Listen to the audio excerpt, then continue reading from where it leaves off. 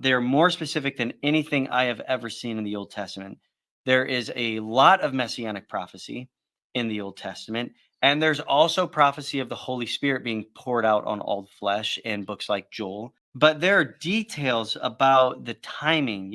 The Messiah would come in 600 years, that there would be a forerunner, John the Baptist, that would baptize Jesus. One could say that the same prophecy could be found in both books, the same doctrine, and yet the ability to understand and apply the doctrine as recorded in the Book of Mormon is much better suited for the modern day person. And why?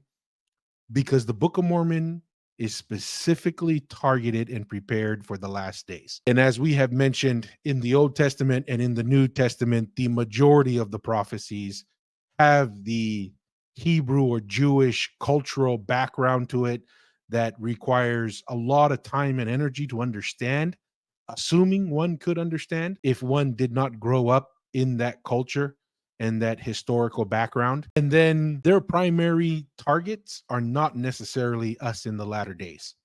There are a couple books that, we could say maybe Revelations and some of the other forward-looking prophecies. But for the major part, the New Testament is geared towards letters and historical records for people of their time in early Christianity.